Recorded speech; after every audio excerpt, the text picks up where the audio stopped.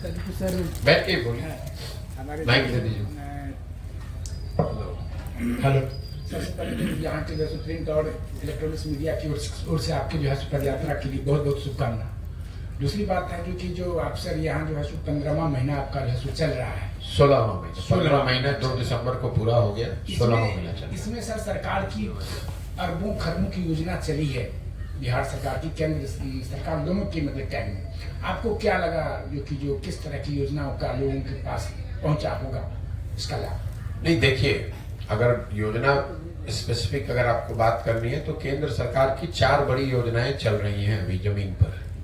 पहली योजना है प्रधानमंत्री गरीब कल्याण योजना, जिसमें लाभार्थियों को 5 किलो अनाज प्रति माह मिलना है। जमीनी हकीकत ये है कि लोगों को 5 किलो नहीं 4 किलो अनाज ही प्रति माह मिल रहा है। ऐसा इसलिए है कि प्रखंड के स्तर पर जो अनाज आता है प्रधानमंत्री गरीब कल्याण योजना में, उसमें करीब 20% की चोरी होती है। 35 से 40 रुपया प्रति क्विंटल की दर से यहाँ के जो अधिकारी हैं और जनप्रतिनिधि हैं वो पैसा लेते हैं। ज्यादातर जगह पर लोग बताते हैं कि जो विधायक हैं वो भी प्रति माह इस अनाज में से 6 से 8 रुपए उनकी भी उनका जो हिस्सा है वो भी 6 से 8 रुपए प्रति माह प्रति क्विंटल है। इस चोरी की वजह से 35 से 40 रुपए प्रति क्विंटल का जो चोरी हो रहा है, उसी वजह से लाभार्थियों को 5 किलो नहीं 4 किलो अनाज ही बिहार में मिल रहा है। दूसरी जो केंद्र सरकार की बड़ी योजना है वो है आवास योजना, प्रधानमंत्री आवास योजना, जिसको गांव देहात में लोग इंदिरा आवास योजना के नाम से जानते हैं। ज्यादातर इसके जो लाभार्थी हैं वो अभी भी इंदिरा आवास योजना वाले ही हैं। प्रधानमंत्री आवास योजना के लाभार्थियों की संख्या करीब नगण्य है, लेकिन जिन लोगों को भी इसका लाभ मिला है, जिसमें 1,40,000 रुपया आवास बनाने के लिए मिलना है, उसमें भी 25,000 से 40,000 रुपया तक लोगों को घूस देना है, तभी उनको इंदिरा आवास, प्रधानमंत्री आवास का योजना का लाभ मिल सकता है। और ये जो पैसा है ये जनप्रतिनिधियों और अधिकारियों के बीच में बंट रहा है। जहां पर जनप्रतिनिधि पैसा नहीं ले रहे हैं वहां पर भी 20 से 25,000 अधिकारियों का जो हिस्सा है वो तो वो लेंगे ही लेंगे। और एक पूरी व्यवस्था बनी हुई है। प्रधानमंत्री आवास योजना में आपका नाम अगर लिखा जाना है लाभार्थी के तौर पर तो उसके लिए 1,000 रुपया लगेगा। अगर घर का फोटो लेकर भेजेगा उसके लिए 2,000 रुपया लगेगा। पहली किस्त जारी होगी तो उसमें 10,000 रुपया लगेगा। एक व्यवस्था बनी हुई है। तीसरी केंद्र सरकार की बड़ी योजना है स्वच्छ भारत अभियान की, जिसमें लाभार्थियों को 12,000 रुपया शौचालय बनाने के लिए मिला है। 2-3 बरस पहले बिहार के ज्यादातर पंचायतों को ODF घोषित कर दिया गया। जो जनप्रतिनिधि हैं और अधिकारी हैं उन्होंने लिखकर सर्टिफाई किया कि बिहार में ज्यादातर पंचायत ODF हो गए। सच्चाई जमीनी हकीकत यह है कि शायद ही कोई ऐसा गांव है जहां खुले में शौच आज भी जीवन की सच्चाई नहीं है।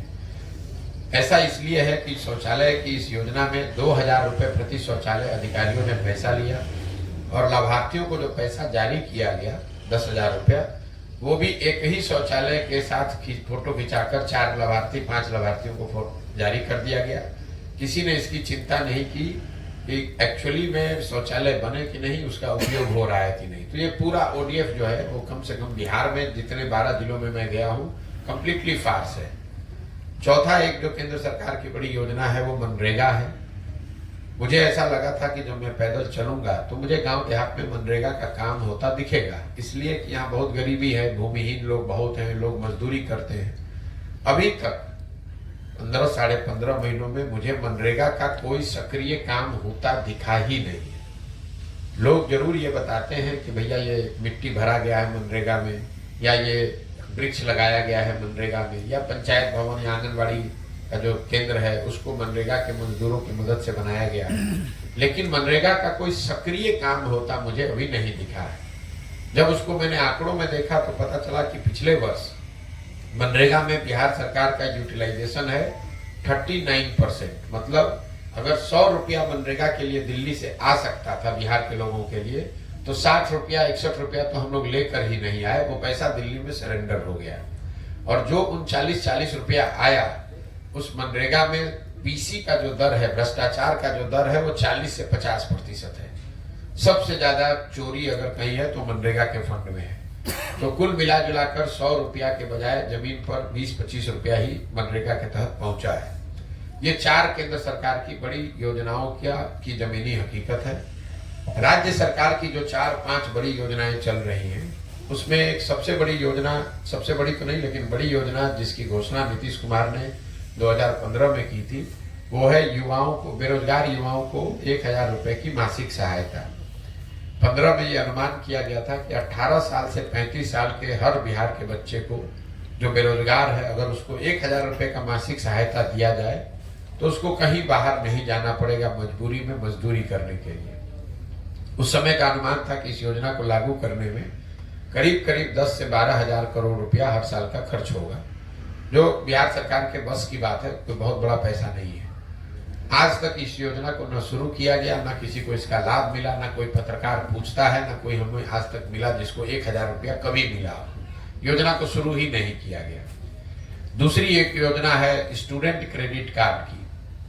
ये बिहार में एक अध्ययन कराया था मैंने 2015 में, तो पता चला कि 1/3 से ज्यादा परिवार यहाँ ऐसे हैं जो 12वीं के बाद अपने बच्चों को पढ़ाने की स्थिति में नहीं है। उनकी आर्थिक स्थिति ऐसी नहीं है जो अपने बच्चों को 12वीं के बाद आगे पढ़ा सके। इसलिए योजना बनाई गई कि अगर सरकार की गारंटी पर बैंक से पैसा मिल जाए ताकि लोग आगे की पढ़ाई कर सकें, जब उनको नौकरी मिल जाएगी तो वो पैसा वापस कर देंगे। उस समय का अनुमान था कि इसमें करीब 1,25,00,000 लोगों को इसका लाभ मिलेगा। बिहार सरकार का अपना आंकड़ा बता रहा है कि पिछले 10 वर्षों में 9 लाख बच्चों को ही इसका लाभ मिला है। इस योजना को भी करीब करीब ठंडे बस्ते में डाल दिया गया। तीसरी जो राज्य सरकार की बड़ी योजना है वो है नल जल योजना, जिसकी चर्चा आप लोग खूब करते हैं। 2015 में अनुमान किया गया कि अगर 25,000 करोड़ रुपया 5 वर्ष में खर्च किया जाए तो बिहार के हर घर में नल से पानी पहुंच जाएगा। योजना बनी, नल जल योजना, पैसा बटा, बंदरबाट हुआ। सरकार का दावा है कि 2/3 घरों में नल से पानी पहुंच गया है। जमीनी हकीकत यह है कि 2/3 से ज्यादा घरों में नल का पानी नहीं पहुंचा है। योजना या तो ठीक से बनी नहीं, या बनी तो बनकर चल के बंद हो गई, या फिर रख रखाव के अभाव में चोरी होने के कारण से वो योजना बंद पड़ी हुई है। तो 2/3 घरों में आज भी नल से पानी नहीं पहुंचा है। चौथी जो सबसे बड़ी योजना राज्य सरकार की थी वो थी नाली गली के पक्कीकरण की योजना। बहुत कम लोग जानते हैं कि 15 में सबसे बड़ी जो 7 निश्चय की योजना थी वो नल जल योजना नहीं थी, नालियों गलियों के पक्कीकरण की योजना थी। उसमें यह तय किया गया था कि बिहार के हर घर के से जो नाली निकलता है उसका पक्कीकरण किया जाए, उस नाली को एक बड़े नाले से जोड़ा जाए और पानी को गांव से बाहर निकालकर उसका निस्तारण किया जाए। ये पूरा काम करने में 5 वर्ष में 80,000 करोड़ रुपया खर्च किया जाएगा। इस योजना में भी आज तक हमको घरों के नालियों के पक्कीकरण की बात कहीं नहीं दिखी है। गांव में सड़क के किनारे जरूर कुछ बेतरतीब तरीके के नाले बनाए गए हैं, इसका ये दिखाता है कि योजना में पैसा निकाला गया, लेकिन गांव में उस नाले बनाए गए। उन नालों को न घरों के नालियों से जोड़ा गया, न नालों से बाहर पानी निकालने की व्यवस्था की गई। नतीजा ये हुआ है कि ज्यादातर ये नाले जो हैं ये कूड़ेदान बन गए हैं। इस पर भैंस लोग बांधते हैं, गोबर पाते हैं, कूड़ा फेंकते हैं, और ये सब नाले करीब करीब बंद हो गए हैं। इसके अलावा जो यहाँ स्वास्थ्य और शिक्षा की बात है उस पर टिप्पणी करना बेकार है। सब आदमी मान रहा है कि शिक्षा व्यवस्था पूरी तरीके से ध्वस्त है। स्वास्थ्य व्यवस्था तो हमको कहीं दिखा ही नहीं। अनुमंडल और जिला अस्पताल में तो हम गए नहीं हैं, तो उस पर हम टिप्पणी नहीं कर सकते हैं। लेकिन प्रखंड पंचायत के स्तर पर कोई भी स्वास्थ्य केंद्र अभी तक हमको चलता हुआ नहीं दिखा। कोई ऐसा स्वास्थ्य केंद्र नहीं दिखा जहां डॉक्टर हो, मरीज हो, दवा कोई बैठा हो, ऐसा दिखा ही नहीं। जो स्वास्थ्य केंद्र छोटे मोटे बने भी हुए हैं वहां पर भैंस, गाय, बकरी वही आपको दिखेगा। स्वास्थ्य सेवाओं के लिए बिहार में ज्यादातर लोग ग्रामीण चिकित्सकों या प्राइवेट सर्विस प्रोवाइडर पर ही आश्रित हैं। सरकार की कोई व्यवस्था कहीं नहीं है। तो मोटे तौर पर ये राज्य सरकार की जो योजना है वो जमीन पर ये मैंने देखा, केंद्र सरकार का मैंने आपको बता दिया। सर आपका सर पीसी क्लब चल रहा है महिला के लिए, अलग यूथ के लिए, इसके बारे में क्या कहना है? गाँव में अभी जो बना है, देखिए यूथ क्लब की परिकल्पना बिल्कुल इससे जुदा है। बिहार में जब मैंने जन स्वराज अभियान शुरू किया तो मैंने एक सूची बनवाई कि बिहार में कौन से लोग, किस तरह के लोग यहाँ एमएलए, विधायक, मंत्री, सांसद बनते हैं। तो मैंने जब पिछले 30 वर्ष के विधायकों का और सांसदों का सूची बनवाया तो मुझे पता चला कि यहाँ पिछले 30 वर्ष में सिर्फ 1250-1300 परिवार के लोग ही विधायक और सांसद बने हैं। बिहार की आबादी है 13 करोड़, 3.5 करोड़ परिवार के लोग यहाँ रहते हैं, लेकिन विधायक सांसद यहाँ सिर्फ 1250-1300 परिवार के लोग ही बने हैं। ये एक तरीके से कुछ परिवार का राजनीति पर कब्जा है। विधायक का लड़का विधायक बनेगा, मंत्री का लड़का मंत्री बनेगा। सामान्य जो बच्चा है, अगर आपके बाबूजी विधायक नहीं है, बहुत पैसे वाले नहीं हैं, राजनीति में पहले से बहुत सक्रिय नहीं है, तो आपको चुनाव लड़ने का अवसर बिहार में नहीं है। और ऐसा सिर्फ लालू जी के केस में नहीं है। बहुत लोगों को लगता है कि लालू जी के परिवार का दबदबा है। हर विधानसभा, हर प्रखंड में कोई ना कोई ऐसा परिवार है जो कि राजनीति करता है। जैसे आप उदाहरण के तौर पर देख लीजिए, भाजपा को हम लोग मानते हैं कि भाई, बहुत लोग ऐसा मानते हैं कि भाजपा तो परिवार की पार्टी नहीं है, लेकिन अभी भाजपा के अध्यक्ष हैं सम्राट चौधरी जी बिहार में। इनके बाबूजी शकुनी चौधरी, जब कांग्रेस का दौर था तो कांग्रेस के दौर में शकुनी चौधरी विधायक और मंत्री थे। जब लालू जी का दौर आया तो उसमें भी शकुनी चौधरी जी विधायक और मंत्री थे। जब नीतीश जी का दौर आया तो उसमें भी शकुनी चौधरी जी विधायक और मंत्री बन गए। और आज अगर भाजपा की बढ़त ताकत दिख रही है तो भाजपा को भी कोई दूसरा नहीं मिला, शकुनी चौधरी का बच्चा ही मिला है। तो ये कमोवेश हर प्रखंड, हर जिले की स्थिति है। 4, 5, 10 परिवारों ने राजनीति पर पूरा अपना कब्जा बनाया हुआ है। जिस दल का, जिस नेता का भी हवा होता है, सब उसी में चले जाते हैं। जनता को ऐसा लगता है कि हम इनको हटाकर नया ला रहे हैं, लेकिन नीतीश कुमार, चाहे 15 साल लालू जी का शासन हो या नीतीश कुमार का शासन हो, 2/3 से ज्यादा विधायक और सांसद वही लोग हैं जो पहले लालू जी के साथ थे। इस व्यवस्था को तोड़ने के लिए जन सुराज में हमने एक व्यवस्था बनाने का प्रयास किया है, जिसमें जन सुराज का ये संकल्प है कि पूरे बिहार से 1 लाख बच्चों को, जो राजनीतिक सामाजिक जीवन में आना चाहते हैं, जो बड़े बाप के बच्चे नहीं है लेकिन राजनीति में आकर अपने लिए जगह बनाना चाहते हैं, ऐसे 1 लाख बच्चों को, मतलब हर पंचायत में 8 से 10 ऐसे बच्चों को राजनीति में लाने की जो जिम्मेवारी है, उनको प्रशिक्षण है, उनको व्यवस्था है, उनको हाथ पकड़कर आगे बढ़ाने की बात है, वो जिम्मेवारी जन सुराज ने ली है। जन सुराज के माध्यम से मेरा प्रयास है कि हर प्रखंड में 8 से 10 ऐसे बच्चों को चिन्हित किया जाए जो सामाजिक राजनीतिक जीवन में अपने लिए पहचान बनाना चाहते हैं, आगे 4 वर्ष, 5 वर्ष, 10 वर्ष में चुनाव लड़ना चाहते हैं। और ऐसे बच्चों को इन क्लबों के माध्यम से संगठित किया जाए और उनको प्रशिक्षित किया जाए, ताकि आने वाले समय में अपनी क्षमता के अनुसार ये बच्चे वार्ड सदस्य लड़े, मुखिया लड़े, सरपंच लड़े, विधायक लड़े, जो जिसकी क्षमता हो उनको आगे बढ़ाया जा सके। इसीलिए ये क्लब बनाए जा रहे हैं। और एक सब था और कुछ किसी से कुछ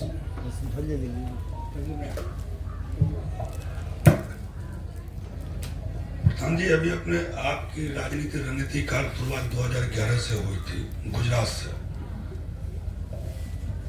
और बीजेपी, जेडीयू, कांग्रेस, आप YSRCP, DMK और TMC के साथ भी आपने काम किया।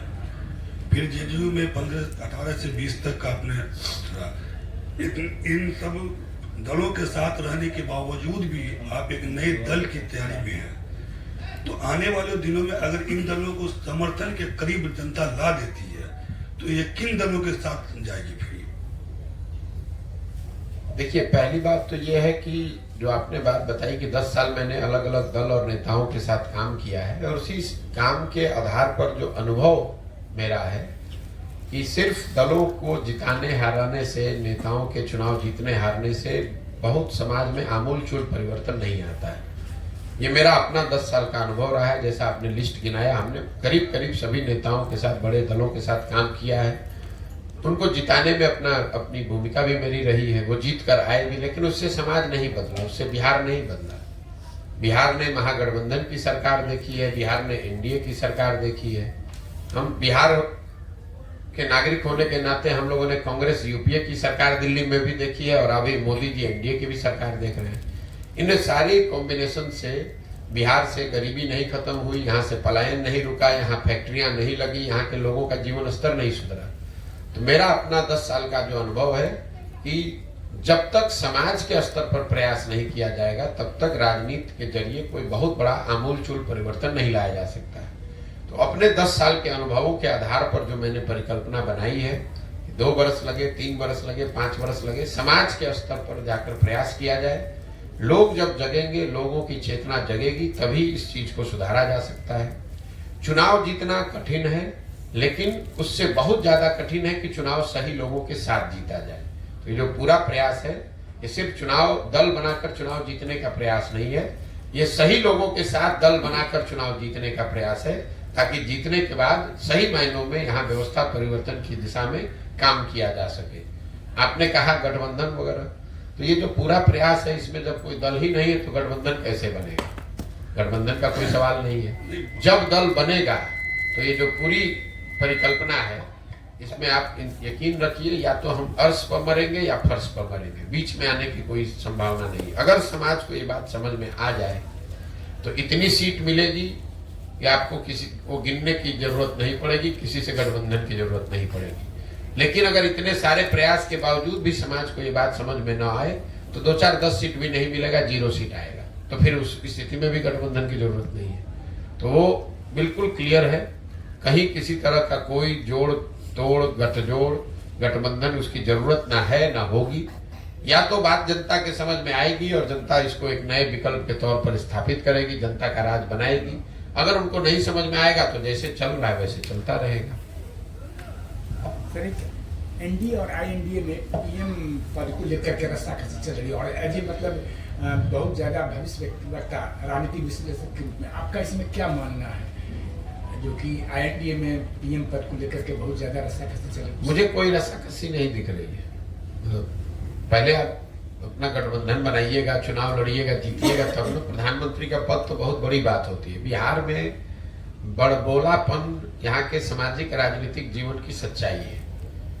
जिस दल का 0 एमपी है, आरजेडी का 0 सांसद है लोकसभा में, अब वो लोग बता रहे हैं कि देश का प्रधानमंत्री कौन बनेगा, तो ये बड़बोलापन ही है। भाई आपको पूछ कौन रहा है? प्रधानमंत्री कौन बनेगा ये तय तो वो पार्टियां कर सकती हैं जिनके सांसद जीत कर आते हैं। आपका 0 सांसद जीता हुआ है और आप खड़े होकर कह रहे हैं कि प्रधानमंत्री कौन होगा। ये तो ऐसे हुआ कि हम यहाँ से बैठ के बोले कि अमेरिका का राष्ट्रपति कौन होगा। ये तो आपकी मानसिकता को दर्शाता है कि आपको न समझ है न कुछ आपकी सोच है, जबरदस्ती का कुछ बात किए जा रहे हैं।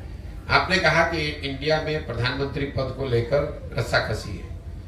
मेरे भाई, अभी तो इंडिया गठबंधन के 3-4 खाली बैठक हुई है, अभी तो कार्यक्रम तय नहीं हुआ, सीट एडजस्टमेंट तय नहीं हुआ, यही नहीं पता है कि वो लोग चुनाव कैसे लड़ेंगे, तो रस्साकसी क्या होना है? तो कॉमन सेंस की बात है।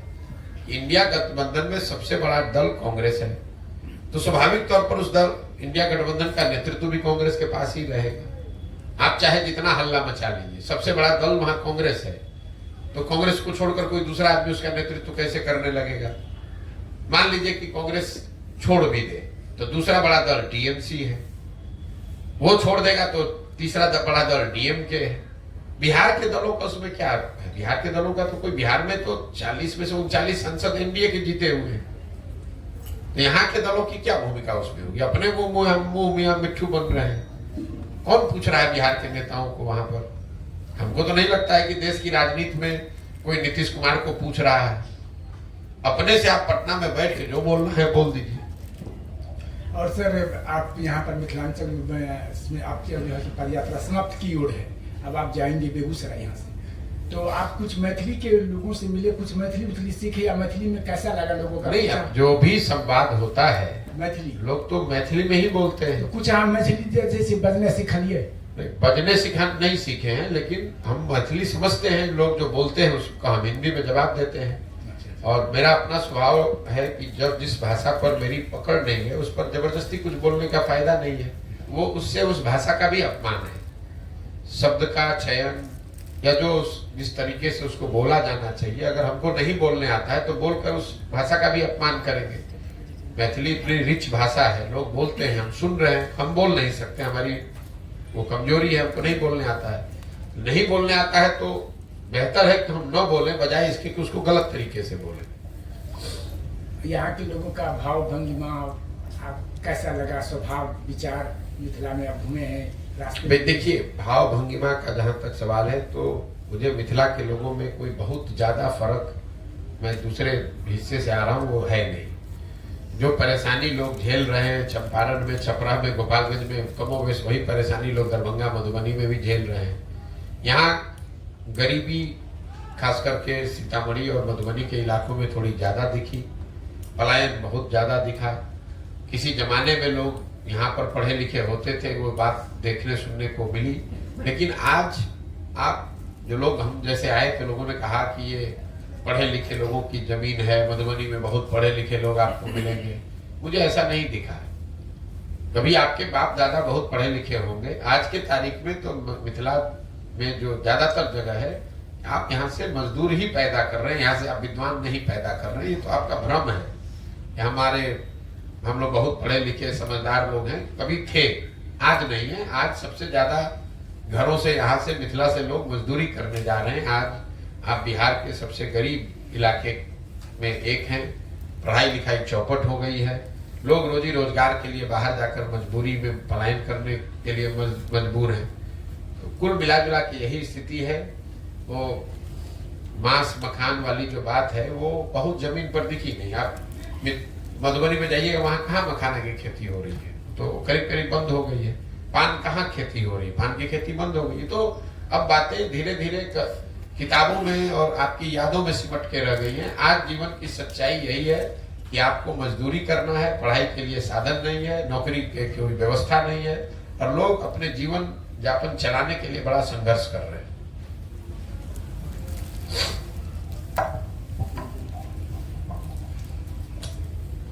आप जदयू, बीजेपी, टीएमसी सभी का राजनीतिक कर रहे हैं, तो अब आप और आपका वैचारिक मिलन वाली पार्टी कौन है?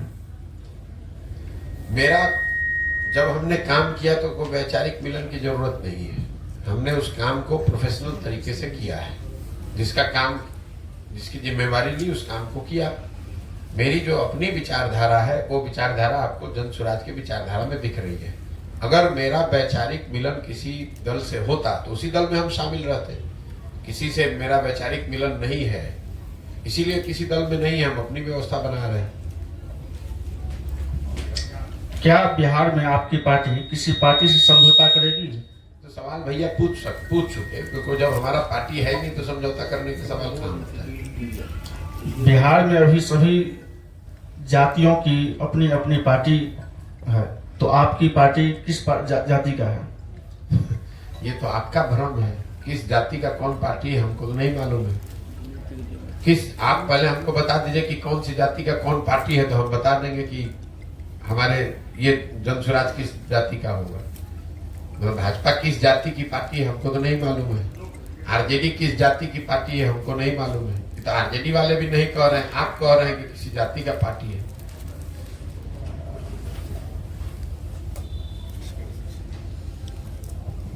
सर मिथिलांचल में आकर सर आपको कैसा लगा? मैंने जो अभी बात बताया, मिथिलांचल में आकर यही लगा कि जिस तरह की एक रूपरेखा मिथिलांचल के बारे में किताबों में लिखी गई है, लोग बात करते हैं, अपने किस्से कहानियों में सुनाते हैं, उससे और आज की जमीनी हकीकत में कोई सामंजस्य नहीं है। आज जमीनी हकीकत मिथिला की गरीबी की, अशिक्षा की, बेरोजगारी की, भुखमरी की है। किसी जमाने में आप यहाँ पर पढ़े लिखे समृद्ध लोग होते थे, आज आप बिहार के सबसे गरीब, पिछड़े, अनपढ़ समाज का हिस्सा है। सर आपकी पद यात्रा करने का उद्देश्य क्या रहा? सर 3 उद्देश्य आपको शुरू में ही बता दिया। आप शुरू करने से पहले, पत्रकार वार्ता आपके क्वेश्चन लेने से पहले मैंने शुरू किया कि उद्देश्य 3 है कि समाज को बताया जाए कि भाई अगर आपको अपनी दशा सुधारनी है तो अपने बच्चों के भविष्य के लिए वोट कीजिए। दूसरा कि अगर आपको लगता है कि बिहार में कोई दल अच्छा नहीं है तो नया विकल्प, नया दल बनाइए। और तीसरा कि बिहार के विकास के लिए एक योजना बनाई जाए जिससे कि अगले 10 वर्ष में यहाँ के गाँव का, पंचायतों का विकास हो सके। आपके जनसभा में महिलाओं की संख्या काफी रहती है सर। गांव में ही महिलाओं की संख्या ज्यादा है, क्योंकि जो पुरुष हैं, जो नवयुवक हैं, वो तो सब बाहर चले गए हैं काम करने के लिए। महिलाओं की संख्या ज्यादा होने की एक वजह यह है कि यहाँ पर पलायन का स्तर बहुत ज्यादा है। गांव में आप जाएंगे तो आपको छोटे बच्चे मिलेंगे, बूढ़े मिलेंगे, महिलाएं मिलेंगी। जो नवयुवक है तो हर गांव में 40 से 50% नवयुवक बाहर चले गए हैं काम करने के लिए। जिन पंचायत और प्रखंडों में बाढ़ की समस्या है वहां पर तो 60-70% लोग बाहर जाकर मजदूरी कर रहे हैं। तो स्वाभाविक तौर पर जब लड़के हैं ही नहीं यहाँ तो वो सभा में भी नहीं आएंगे क्योंकि गांव में ही नहीं है।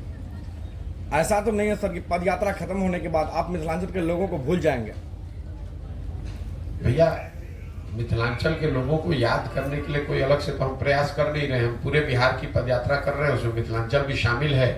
मिथिलांचल की समस्या, यहाँ के लोग, यहाँ की भावनाएं, वो सब साथ में ही जब पदयात्रा कर रहे हैं, इतना समय बिता रहे हैं तो हमारे साथ ही वो जुड़ी हुई है, भूलने की क्या बात। चलिए, आज के दौर में पार्टी का टिकट लेने के लिए प्रत्याशियों को करोड़ों का चढ़ावा चढ़ाना पड़ता है, चाहे वो पार्टी फंड के नाम पे हो या कुछ अलग से हो।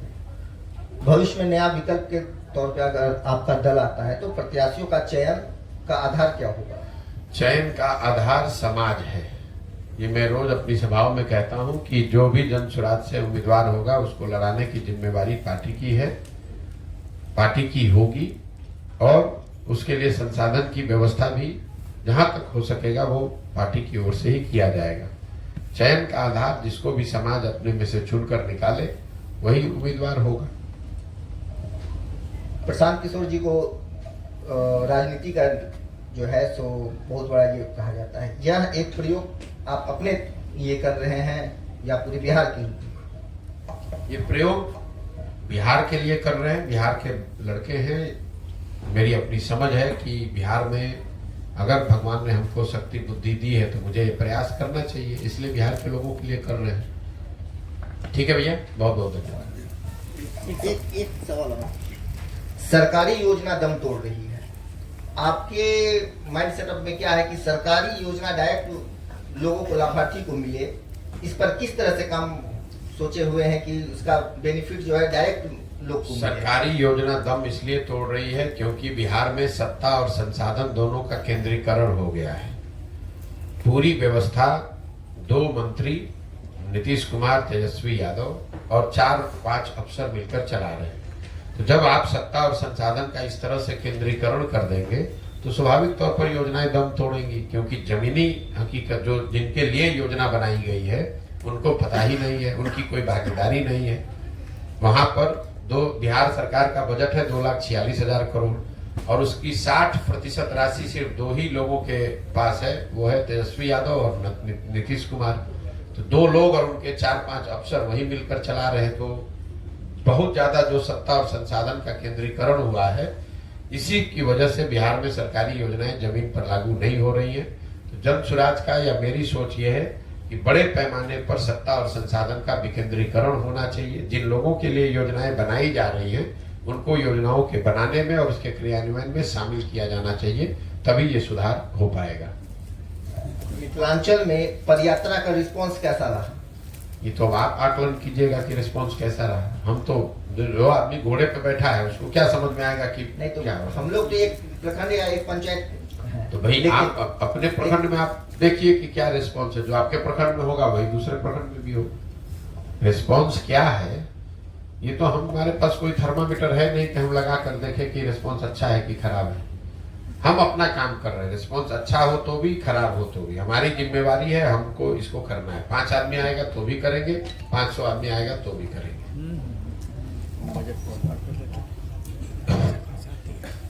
आज जो दिल्ली में जो है INDA विपक्ष की बैठक हो रही है, तो क्या लगता है कि आज जो दिल्ली में बैठक हो रही है वो सार्थक पहल होगा या सत्ता पक्ष को चुनौती देने के लिए जो आज बैठक हो रही है? मेरे भाई, आप चाहे जितनी बैठक कर लें, जितनी बार आपस में बैठ के चाय पी लें, नाश्ता कर लें, प्रेस कॉन्फ्रेंस कर दें, उससे तो जमीन पर चुनाव नहीं जीता जाता है। चुनाव जीतने के लिए आपके पास चेहरा होना चाहिए, नैरेटिव होना चाहिए, कार्यकर्ता होने चाहिए, जमीन पर कार्यक्रम होना चाहिए। दिल्ली में बैठिए कि बंगलोर में बैठिए कि मद्रास में बैठिए, उससे तो कोई फर्क नहीं पड़ने वाला। वो तो एक स्वाभाविक प्रक्रिया है, बैठक हो रही है, बैठक होने दीजिए। ये आपके लिए कौतूहल का या इंटरेस्ट का विषय हो सकता है, पत्रकारों के लिए। जनता जो यहाँ बैठी है, जो रोड पे चल रही है, उनके लिए कोई मुद्दा नहीं है। उनके लिए मुद्दा तो तब होगा दरभंगा में आकर, यहाँ पर ब्लॉक में, यहाँ पर गांव में अगर कुछ इंडिया का एक्टिविटी होगा, तब लोगों के लिए वो जागरूकता का या उनके लिए समझ का, निर्णय का विषय बनेगा। दिल्ली में बैठकर कोई मीटिंग कर रहा है, उससे मधुबनी में, दरभंगा में, सीतामढ़ी के गांव में क्या फर्क पड़ता है? कोई फर्क नहीं पड़ेगा। बोले सत्ता तक पहुंचने के लिए धार्मिक भावनाओं को भी ठोस पहुंचाया जाता है। जैसे अभी नीतीश जी के करीबी हैं देवेश चंद्र ठाकुर, उन्होंने शिव जी को जो है विनाश की देवता बोल दिए। इस बारे में आपका क्या कहना होगा? मैं बेकार के फालतू वक्तव्यों पर जवाब देना उचित नहीं समझता हूँ। किसने क्या कहा, किसने क्या कहा, वो हमारा ठेका हमने थोड़ी ना ले रखा है कि कौन क्या बोला उस पर हम जवाब दें। बिहार में राजनीति की ये सच्चाई है। यहाँ पर आप लोगों की नजर में या सामान्यतः लोगों की नजर में नेता वही है जो मूर्ख है, जिसको शर्ट के ऊपर गंजी पहनना है, वही यहाँ का नेता है। जो यहाँ पर भाषा विषय का जिसको ज्ञान न हो, अनपढ़ हो, बदमाश हो, उसी को आप लोग जमीनी नेता मानते हैं। और फिर उसके बाद पूछेगा कि इन मूर्खों के सवाल के वक्तव्य पर आप टिप्पणी दीजिए। हम क्या बोलेंगे? कुछ नहीं बोलेंगे।